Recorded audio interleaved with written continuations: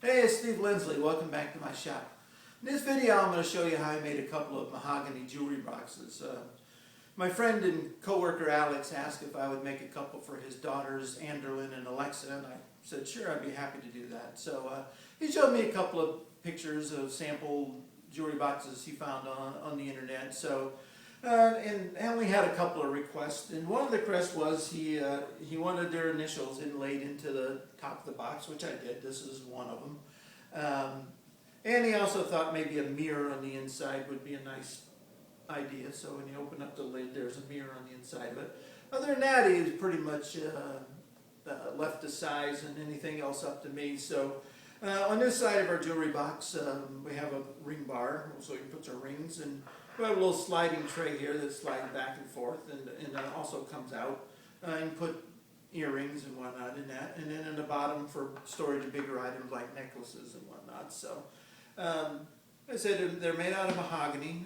They got a little lift as a piece of bloodwood, which I put on there to facilitate opening and closing of it. So the other one is exactly the same. The only difference between the two is the initials and the grain in the wood, obviously, because it was from a different board or whatever. But overall, it was a lot of fun. They were fun projects to make, and I'm sure Alex's daughters will get a lot of use out of them. So stay tuned and watch the video, and I hope you enjoy it. All right, it's time to get started on our jewelry box projects. We got two of these to make. They're going to be made out of mahogany. They're going to be basically a rectangle, which is 7.5 by 12, which will give us a nice proportion. I got the stock milled to size. I didn't show that. I mean, it's pretty much the same thing. I face jointed them, edge jointed it, resawed it on the bandsaw, and then run it through the drum sander till I got the pieces down to about 3/8 inch thick is what I want for the sides of the boxes. This is I'm going to use for a divider. I got more than I need, but I got it milled down to 1/4 of an inch, what we're going to use for a divider inside the box. I got some extra pieces just in case things go a little awry, which they've been known to do every now and then. All right, well, we moved ahead on our project a little bit. What I've done is I attached a extension to my miter gauge, set the saw blade at 45 degrees, and cut the miters on our corners of our box. If you're careful with your setup, get it to exactly to 45 degrees, everything's square, your stock straight and square. You wind up with nice tight miter joints like we have on this particular box. Let's see if I don't know if we can get them a little bit closer where you can see them or not, but the miters are, they're nice and tight. The box is square.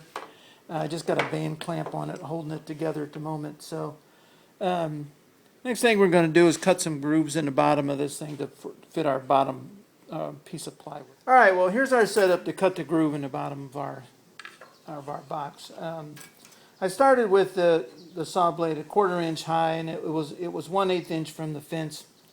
And then what I did is I went ahead and I put the bottom of the box against the fence, and I made a groove, which turns out that'll give me the 1/8. Let's see if I get it right here. That'll give me this 1/8 inch shoulder right here. So now what I need to do is I need to make this groove wide enough that this sample piece of plywood will fit in it. I got it almost where it needs to be, but it's just a little bit tight still. I mean, we don't want to force it in there. So what we want is a nice slip. I mean, I could get it in there, but what we're going to do then is I move on my test piece, I moved the fence out, and I got it so that this is a nice slip fit into our groove on our test piece. So theoretically, if we run all the other pieces through the saw at this setting, we should get a similar result.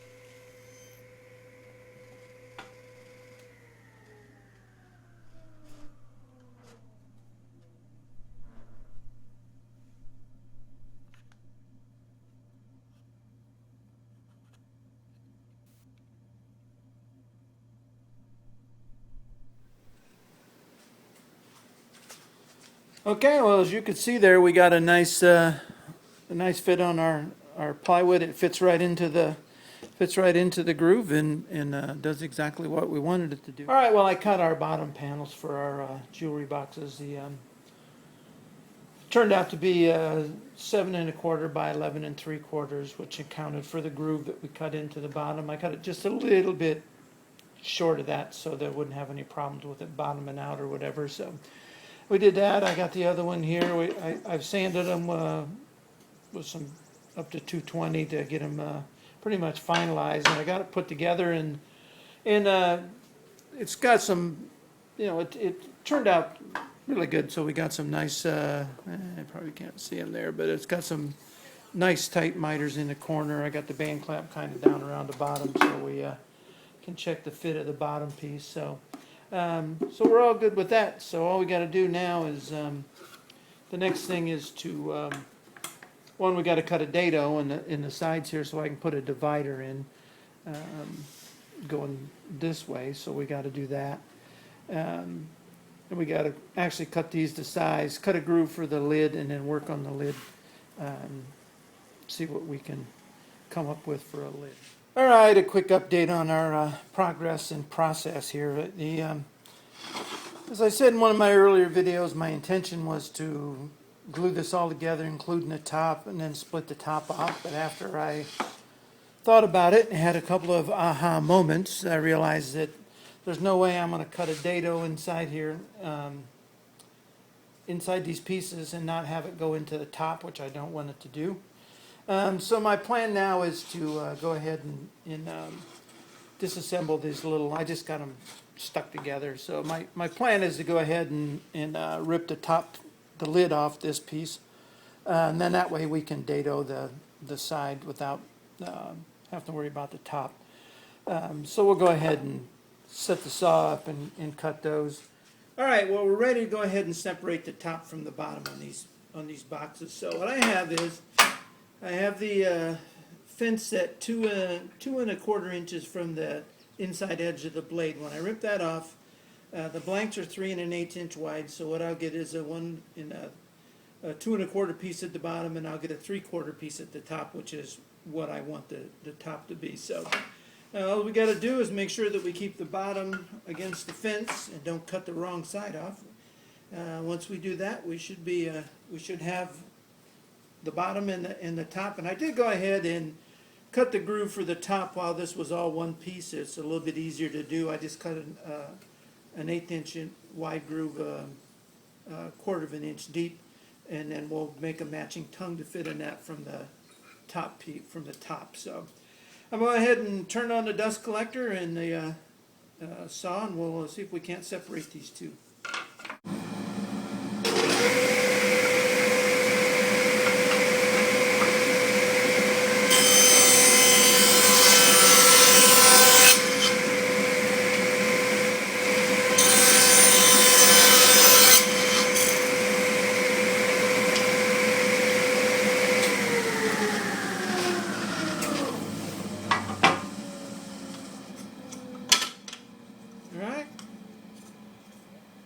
That's pretty much all there is to that. We have the bottom piece, and then we have the lid.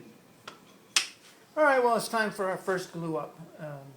I've sanded the inside of hand sanded the inside of the lower half of the jewelry box with a 220, and I've taken the time to put some painter's tape on the inside miters, because it's difficult and frustrating to try and get the glue squeeze out from the inside of the miter after you put it together. And there's always going to be some, so it's just a matter of trying to deal with it and get it out as easy as you can. So we're going to do that. We're just going to go ahead and use regular tight bound original. I'm going to put it together with clamp it up with band clamps. I got 2, so I'll put one around the bottom, one around the top. So miters are notoriously weak because you're gluing ingrain to ingrain. So what we're going to do is, after we get the glue sets up, we'll make a little jig and we'll cut some splines and we'll reinforce those miters with a couple of splines. So there's no science to this, so we'll just go ahead and put some glue on the miter. We'll use our built-in spreader. Gonna put some on each of the miters. All right, well that's really all we need to do with that. We'll take and put the plywood in there. Just start fitting it together here.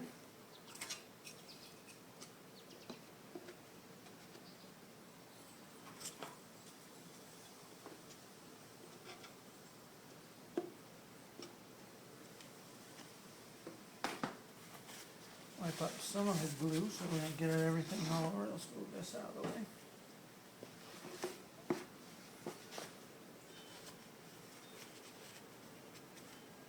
Alright, go ahead and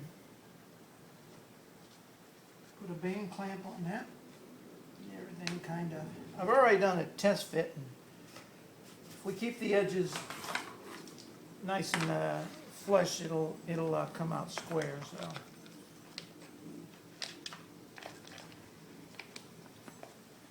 I got this Bessie band clamp for the bottom here.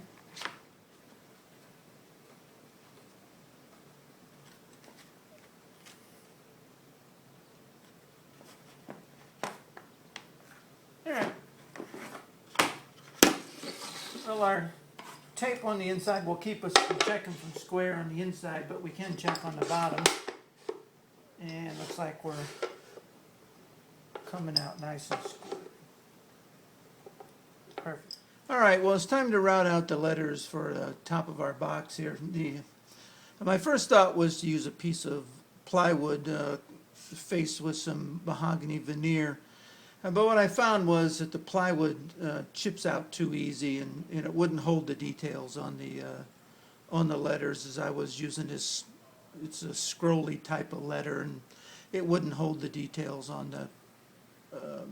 So I kind of abandoned that idea. So we're going to go with some solid mahogany, which will be 1/4 of an inch thick when I'm all said and done. What I did is Alex, co-worker, picked out a font that he liked. I found it, sized it to get where it seemed appropriate for the box that we were doing. And I got it stuck on here with some spray adhesive. I found center line on each side of the template, found a center line on the blank, and then just centered that up and stuck it on there, so it should be pretty much centered.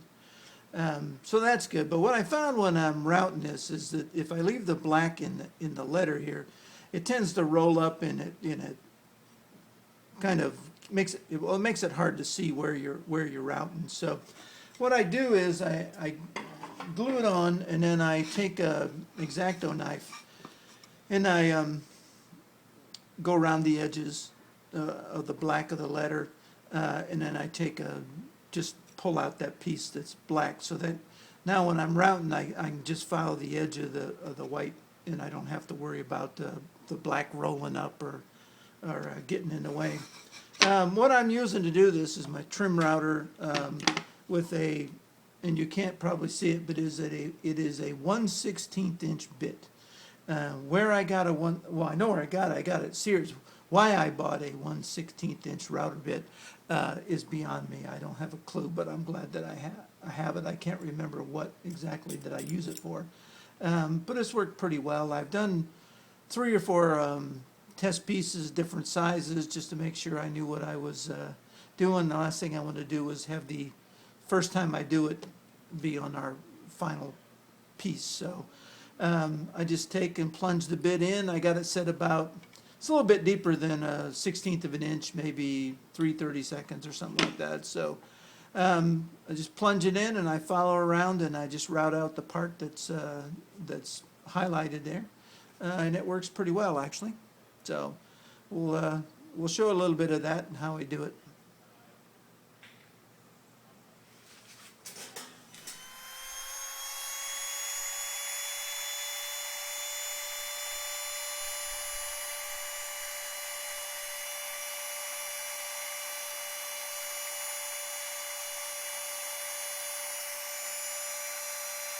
All right, well, I realize now there wasn't much you could see of that, so just a guy moving a router around, but it does a pretty good job. It still needs to be cleaned up. I'll take an X-Acto knife and trim up some of the ragged edges, and no matter how you try, you can never always make a perfect follow the line perfectly. So generally what I do is once I get the piece cut, all three of them cut out, I'll just go ahead and take, like I said, take an X-Acto knife and trim it up, shape it where it needs to be shaped. I might use I got an eighth inch chisel as well. Sometimes it's works pretty well for like the corners right there and corner down here. So it's just a matter of getting that all cleaned up so that it looks good. What I'll do, I'll never be able to cut a piece of wood that'll actually fit in there. So what I'm going to do is take some epoxy and I'm going to tint it black with some India ink, and we're going to fill these gaps in. I'm not going to use 5-minute epoxy. I got some structural epoxy that takes like overnight to dry. And when it does, it's really hard, so you can sand it. 5-minute epoxy, I tried some of it earlier, and it just stays kind of gummy and didn't really look that well. And it sets up too quickly so that the bubbles that are in it actually can't come out to the top. So with a little slower setting epoxy, the bubbles have a chance to work their way out. And so that's the plan. So I'll just go ahead and route this one and then the other one, and then we'll get ready and clean them up and move on. All right, well, here's our tops with our inlaid initials. I did fill it with that structural epoxy that I colored with some India ink. I've wiped on a little bit of mineral spirit just to make the letters stand out a little bit better. That's what they'll kind of look like with the finish on it. There is a couple little bubbles didn't make it to the surface, and there's some little pits in it that I'll mix up some more, just a little bit of epoxy, and we'll fill those holes. I overfilled them, so I didn't show it earlier, but it was pretty nasty looking, and then I run it through the drum sander and took very fine cuts on it until I got it to pretty much down to just the letters without any, I got a little bit of an extra one right there, but we'll go ahead and fill those little pits and then sand it to final thickness, and these things will be ready to go. All right, we're ready to glue up the top of our jewelry box here. What I've got is I got the pieces put together with some blue painter's tape at the joints to kind of keep everything aligned when we glue it up. I'm going to put some glue on the joint areas, and then we'll put the top in, and then just kind of roll it up and then stick it in a clamp. So I've already done a dry fit, so I know I'm in pretty good shape. So we're going to go ahead and start putting some glue on this. We don't need a boatload of glue, but we want to get enough, since it's all ingrain, we want to get enough that it's going to hold together. First piece done. Now all I got to do is roll this up now.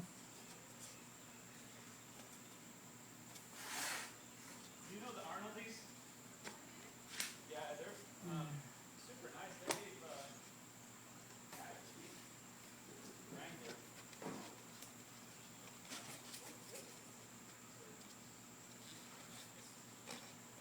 All right. There we go. Now all we got to do is set the gaps on our. Let's put a clamp on it. Making sure we got everything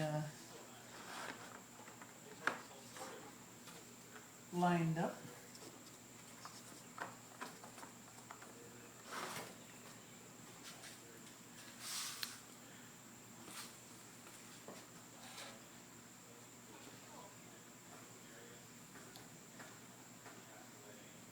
All right, the miters are looking good. All right, we're going to get ready and cut the grooves for the splines in our lids. I didn't show when I cut the splines for the body of the box, but I put a little mineral spirits on. You can see it. miter joints are notoriously weak, so I like to reinforce them with a spline. What I did was I used a contrasting spline. I cut a couple of pieces of sapele that I actually cut the little splines out of, glued them in, cut them off, fleshed them up, so they look pretty nice. So it gives it a nice accent on the box as well. So what we're going to do is we're going to cut them on the lid pieces, and I made this jig to do it with. So what it is just a right angle. The back part rides against the fence, and you set the fence for wherever you want the grooves to see. You can see maybe I can get it around here. You can see I got several grooves that I used. This is the one for the lid. I got it set pretty much at center. So, and you raise the blade up to where it protrudes through the bottom of the V of the jig by about 3/8 of an inch or so. So what you do is we'll put this in here like this, turn it on, and we'll run it through, and it cuts a groove in the edge of the board, and then we can go ahead and glue in a spline. So that's what we're going to do next.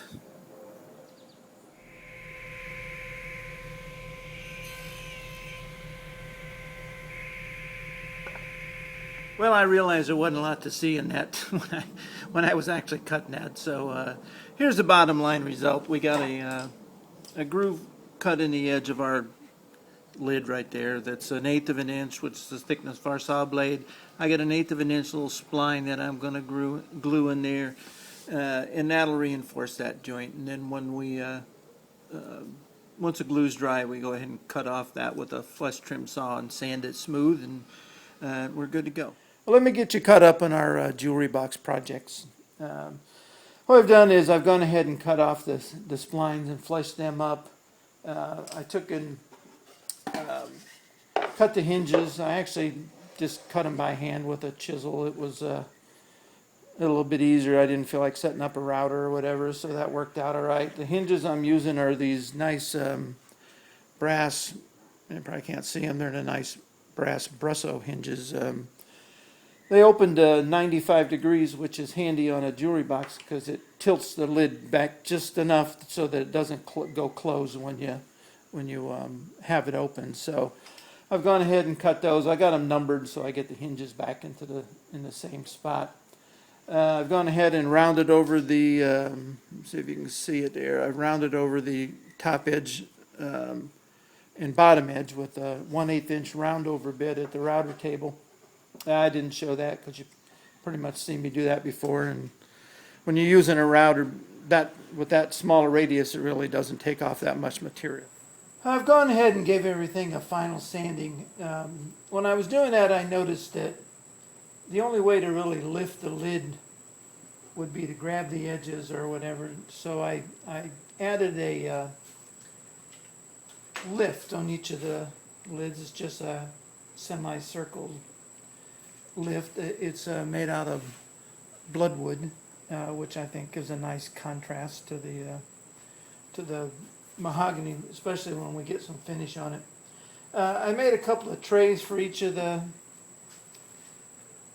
jewelry boxes. I kind of did a knucklehead thing. I was so excited about getting the glue together and getting the bottom on and putting the felt in it that I forgot that I needed to finish it before I did that. So what I did was I went back with a small brush. This little grid pops out. I went back with a small brush and put some armor seal on it, which is what we're going to use to finish the jewelry boxes with anyway. We're going to put some armor seal on them. Then once that dries, we're going to go ahead and spray them a couple of coats of lacquer. So this, there's no way I'm going to be able to spray any lacquer on this. So what I think I'll do is I'll finish this little box with some wipe-on poly. I got some satin wipe-on poly, so that'll be good.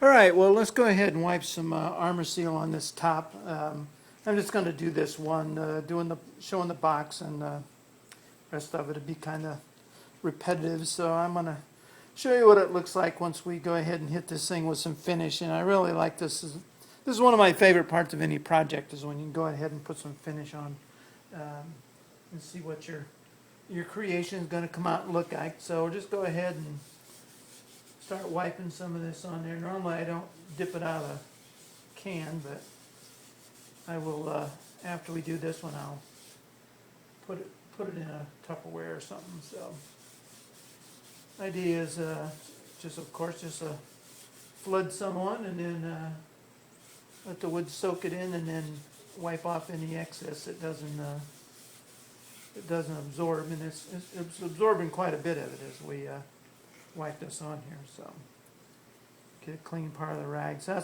that's really a nice looking. Hope that's coming out on the camera, but that didn't work. Anyway, it's a nice finish. It looks really nice. Our little bloodwood handle. We'll put a little oil on that as well, and that'll liven that up.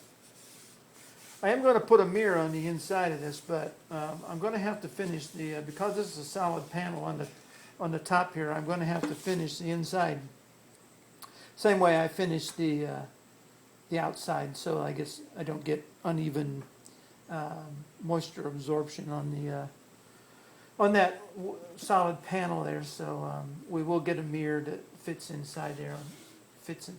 So, all right. Well, that's pretty much the process. I'm going to go ahead and continue putting oil on this one and on the bottom, and then the other one should be dry, and we're going to do that. So we'll continue on with this process. Well, I got a good coat of Armor Seal on all of the parts of our jewelry boxes. I went ahead and switched to a foam brush. The rag would have worked, but it was taking a little bit too long, and it was easier just to flood the Armor Seal on with a foam brush and then wipe it off with a lint-free rag. So that's what I did. I'll probably let it dry for a day or so, and then go ahead and spray on a couple of coats of lacquer, give it a mid-coat sanding, and then with some 320, and then spray on one final coat of lacquer. So I think that should be good.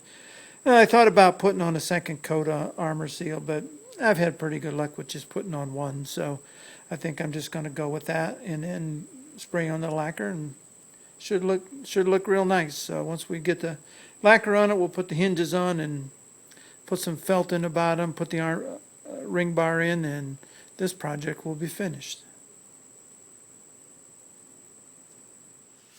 All right, I've sprayed a few coats of lacquer on our jewelry boxes, and they're over there drying, so they're coming out pretty nice. Was originally thinking on this project that I would just buy some mirror and fit it into the lid and not put any trim around it, but after I cut a template that I'm going to take to the Lowe's or to the glass shop to get the mirror, it just doesn't look right. You can't cut it too tight so it fits too tight around the edge of the lid, otherwise you'll never get it in.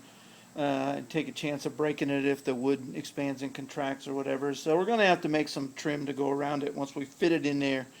I'll probably mount it with some silicone caulk or something behind it and stick it in there, and then put some trim around it to kind of finish it up. To do that, I'm going to start with some quarter round. I got a piece of mahogany here that's about an inch or so thick.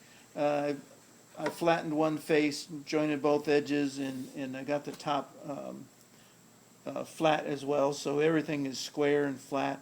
What we're going to do is we're going to take this 1/4 inch round over bit, round over all four corners, and then we're going to go to the table saw and we're going to cut off our trim pieces, and then we can miter them to fit inside in the lid, and then I can put some finish on them, and probably once I get the mirror, I'll probably just use a pin nailer or something and pin them in there in case the mirror ever breaks. Should be able to pop them off and get it out again. So let's go ahead, and I got the router all set up, got it on dust collection, so let's go ahead and round over these corners.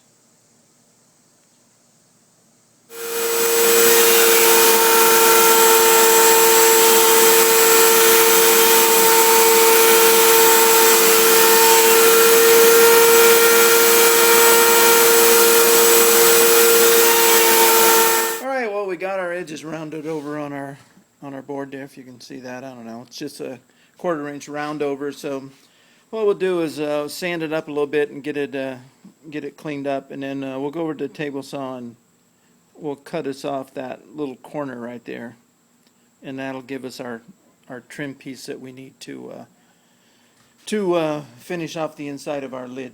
So we're going to go ahead and head over to the table saw and take care of that.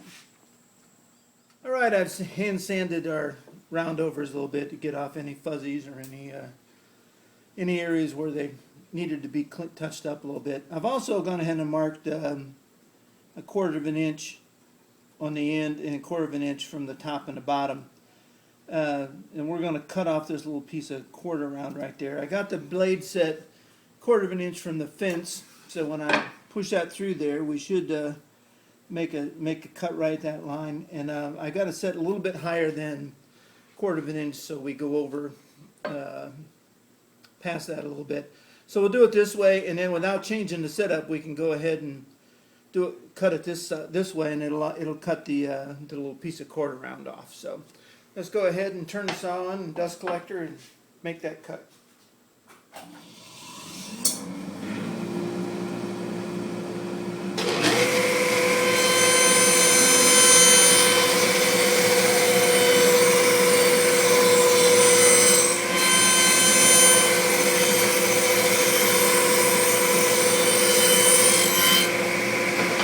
Alright, now we'll go ahead and cut them free from the board here.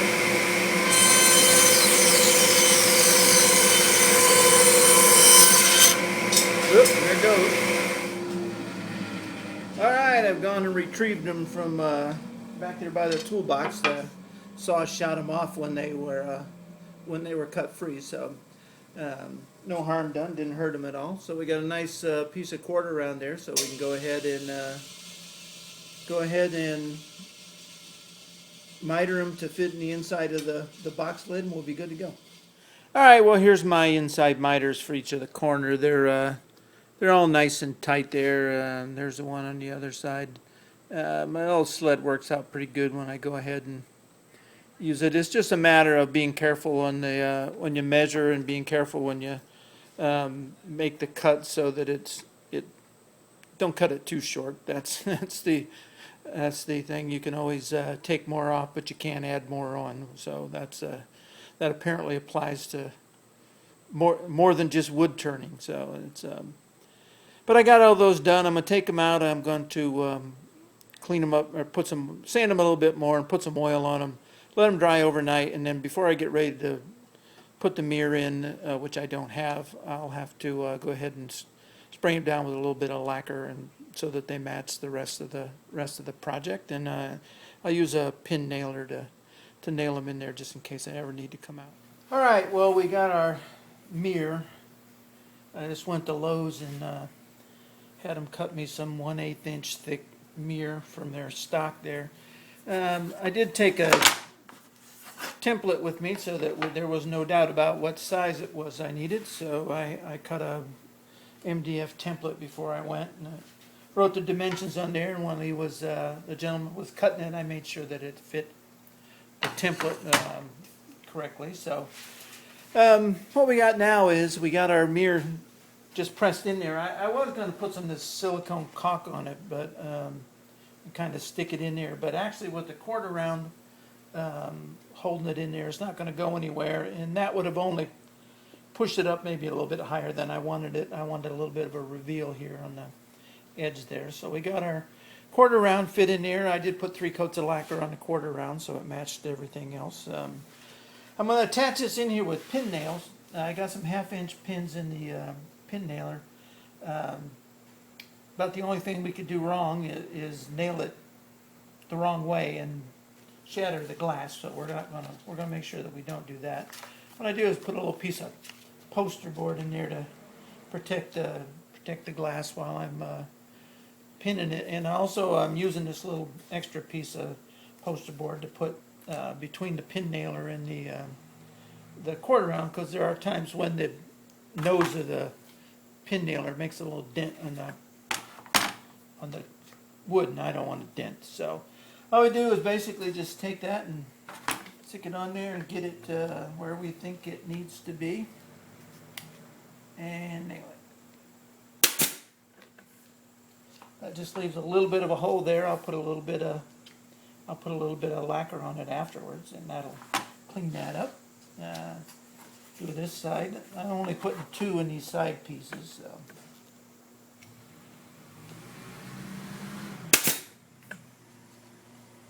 And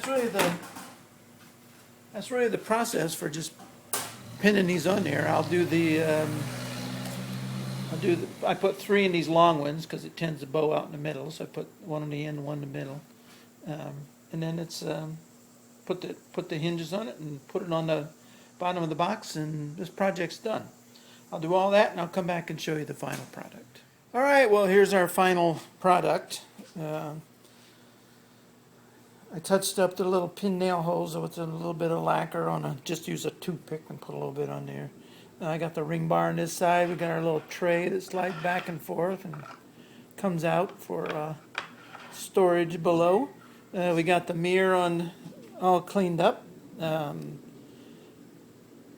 did put a little bit of Renaissance wax on it. Let me find the front there. It's a nice wax. I don't normally wax thing, but that's about the only wax I put on. It keeps from getting fingerprints and things like that on them, so it works pretty nice.